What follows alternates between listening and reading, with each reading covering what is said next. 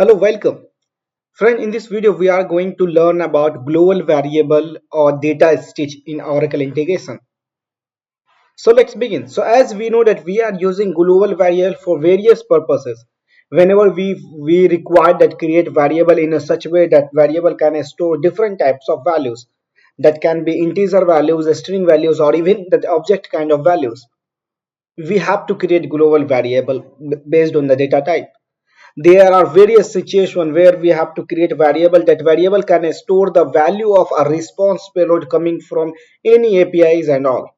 That time also we will create global variable, and with the help of data stitch we can append the value in that variable, we can add the value in that variable, and even we can assign the value in that variable. So let's begin. So before going to start, let me explain the situation and how we will handle that situation using global variable and data stitch. So suppose you can say this is request payload. In the request payload, you can say we have multiple values, and that values as considered as an array element, right? And if we have values as integer number, and we have some values that 10 minus 40 0 1 minus 156 8 9 7 6 and all.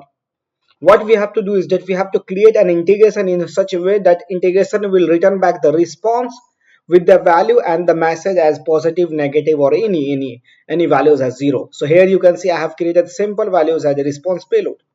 So user will provide that value in the request payload, and the integration will return back a response payload as that as like that. You can see in the response payload the value will be integer, whatever value will be there, integer number, whatever value will be there, and that the value type will be positive or negative or zero, something like that. So that kind of response we have to return. So it's very difficult to map the value and add the value directly.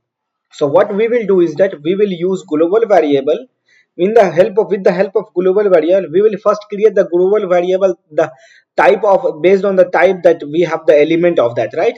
So with that we will create a variable, global variable. That variable will store that kind of values, these values, and then we will create another global variable that will be the type of that will be as an array of that element, right? So we will create two global variable. The first variable will store this type of value, and the second variable will be the array of this value only. So let's begin. So here I have added one integration, the app driven integration, where I have added a REST endpoint. In the REST endpoint I have added the request and the response payload, whatever I have shown you in here, right? So this is the request payload and this is the response payload. Same I have configured here. In request payload, if you will see the inline, we have the same values, and in the response payload, if you will see here, in the response payload also I have added the same configuration like that. So now it's type to create the integration. So here in the mapping we have to return back the message, but the point is that we have to check first, identify which value is negative or positive and all. So how we will identify? So for identifying that, what we need to do is that we need to add the loop so that we can identify the value based on the array element. So let me add the loop. So here I will add the for each, and in the for each what I have to provide the repeating element, that's the request wrapper. In the request wrapper, if you see that we have repeating element as the top level array, and in that element we have integer number. So I will map here, and here we have to provide the repeating element name. So I will provide that the so for each loop where, and now done. So here our loop is created. Now we have to provide the logic, we have to add the logic. So what we will do is that first we will identify that value is positive or negatives, then after that we will use global variable to assign the value, right? So for identifying the value as a global or that at the positive or negative, we have the if statement. So let me add the if statement first. So here we have we have switch, so I will use switch here over, and here in switch we have to add the logic, we have add to condition. So once I will click here, and here I will provide the condition as if I will use a positive, and here we have to add the condition. So what value we have the loop variable. In the loop variable we have the element, this integer. So I will map if this integer is greater than 0, it means that that value is the positive values, right? The same as we have this otherwise, and before that otherwise we have to add one more. So I will add here, right? For adding, what I will do, I will use here add, and in that add I will add another condition. So what condition we have to add? We have to add condition based on that loop variable only. So again I will go to the integer number, and once if that integer number is less than 0, it means that it's negative number, right? We will add condition over there, negative. And now here you can see we have added the condition. The first one is that positive, for second for negative, and the third will be default as a 0, right?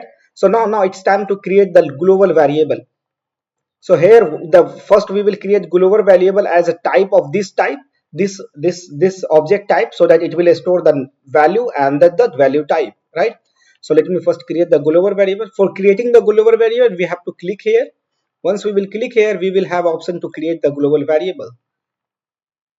So here for creating global variable, I will click here add, and I will provide the name. So I will provide the name as gvar as global variable underscore the items, right? And here we have to provide the type. So as we know that this is not the integer type or the string type, it's the object type, right? That we have the two values here. So what we have to do, we have to select here object. You can see we can create global variable in that type of variable here, right? So I will select object, and here we have to provide the sample of that object. So from where we are going to get sample? We are going to get sample from the loop variable only, right? So no, sorry, not from the loop variable, from the response payload. So here you can see this is the response payload, right? So I will expand that one. Here you can see a start rest response. Once we will expand, and the response wrapper, here in the response wrapper we can see the top level element, and in the top level element we have these two variable, right? So I will drag this here. So our variable created as gvar items type, this is a single variable. Now I have to create another variable that will be the array, right? So I will create gvar items array, right? And what kind of data type will be for this string? It will be the object. And what will be the object type? So object type will be the array, right? So I will again expand this one, and here in the response we have the top level element, right? So I will select here, right, this one. So now, sorry, we have for making the array element. So here you can see the response wrapper, we have this array element, right? It's inside the top level element only, right? So instead of this top level element, we have to select as a response wrapper, right? So I will drag this response wrapper here. So if you will see the previously we have added the top level element. In the top level element we have two object only, two element only, the integer number and the value. But in the response wrapper we have array element of these two top level, right? These two values. So now you can see in the second variable we have that the g items array, that the response wrapper, and the response wrapper is a type of array elements. So now our global variable is created, and now it's time to assign the value in the global variable for the item type, and then in the array type we have to append that value, that the global variable value. So for that, so what we need to do is that first here in case of positive, what I will do is that first I will use assign. So I will use data stitch to assign the value there. So in data stitch what we have to do is that if you will see the variable, we have to select the variable, that the item type variable, that we have the g item. Here you can see the g item we have in the top level element, we will use assign. And here for this we have to, what kind of values we have to assign? If you will see g items, we have top level element and we have two values here, right? Here instead of that one, what we have to add, we have to add the variable, right? These two variable, right? So these two variable we created as an object global variable when we have to append the value here, right? So first what we need to do it, we have to expand here, and instead of the top level element, right, inside the top level element gvar, we have to go for the integer number. So first I will map integer number, and in this integer number what value we have to add? We have to add the same value we are getting from the loop, right? So here if you will see, this is our loop var. Once we will expand the loop var, we have the integer number. So I will map here in this integer number, right? Now done. And we again, now next time we have to add that the element as a g var item. So I will select the value, and in that value what we have to provide, we have to provide the positive hard coded value as a positive, right? positive. Why we have to provide the hard coded value as positive? So if you will see all these operation where we are performing inside that the if condition where our value is positive. So now here you can see with the help of a stitch what we have done, we have added the value that the item number as our loop variable and the value type as a positive in the stitch of the first variable as a items, right? So here I will provide the name as item stitch, right? Now after that value, as we know that we have the items value added, so now suppose for these values we have added these types, and now we have to add this value in the repeating and the response here in this response, right? So suppose this is our array, and in that array we have to append that one, this value, so that next time when the loop will run again it will check and it will append the same value in with for that another number, right? So that we can append that kind of, we can add that kind of logic here, right? So this is our the simple item, this is the array items, item array, right? So now it's time to append the array item. So again we have to add for the stitch, data stitch. In the data stitch what we have to do is that, if you will see in the data stitch we have to select variables. So I will expand here, and here you can see we have the value array, right? This is the array element, the response wrapper. In the response wrapper we have top level element, so I will select this top level element here, and what kind of value we have to assign, instead of assign we have to append, right? So if we will use assign, every time it will be replaced by the same value, right?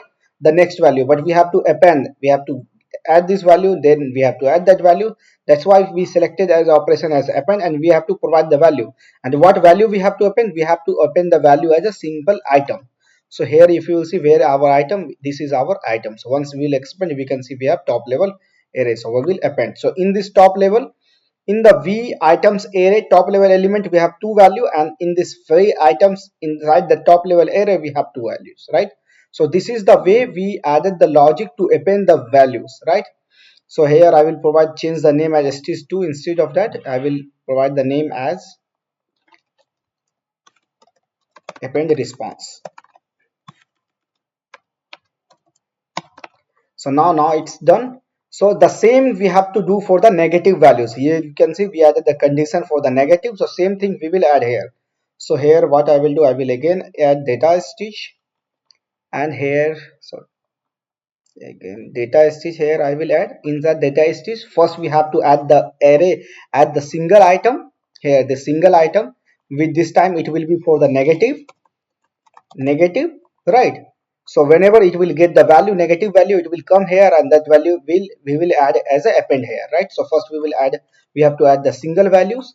So here what we have to, again we have to expand, here we have to go to the items. Inside the item we have to go for the number, and from where we will get the integer number, we will get the integer number from the variable only, the loop variable only. So in assign we will select the for each loop variable, and in the for each loop variable we have integer number. Now we have to add the another value for the item, and this time it will be value type, and the value type this time will be hard coded value as negative,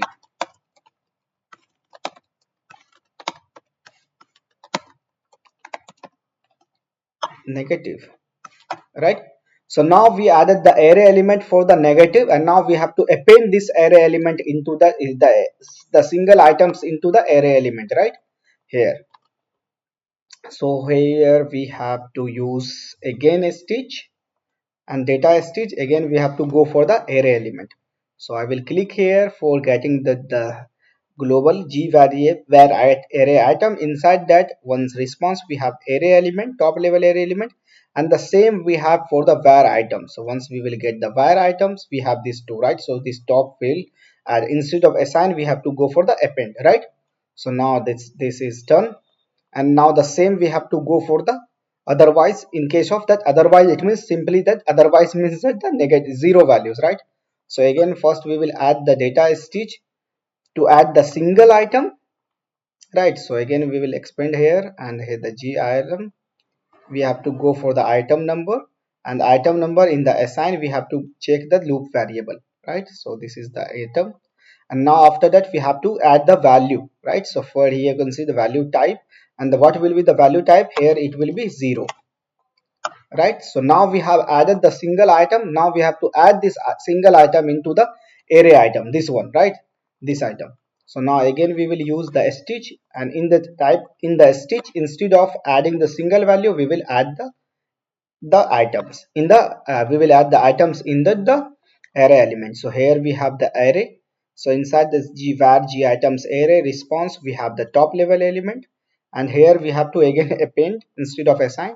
And what value we have to append? We have to append the single g item value, right? So once we will expand, we have top level, the same top level we will map here. So now we added the logic to append that one. So once this loop will be ended, with the help of this single value, we will have value as positive, negative, or 0. And with the help of the second stitch, we have appended the response. And after that, the same response, global variable response, we have to map as a response. So I will click here, and once we will expand the response wrapper, here you can see we have top level element, and these two are the value. So again we have the global variable as an item array. Once we will expand, we will get the same values. You can see that the top level, this is the array element, this is the sign of the array element, multiple box. So I will map this with the array element, and now items number with the item number, and the value with the value type. So now it's validated, and this is done. So once, yeah, it's done, you can see successfully validated. I will go back, and here we have done the mapping. So what it will do, we created integration. This integration will get value, multiple value as a response request wrapper. This is the multiple as array element, and then we added the loop on that element for each loop, and here we added the condition. And each and every time whatever value we are getting, we are checking this value.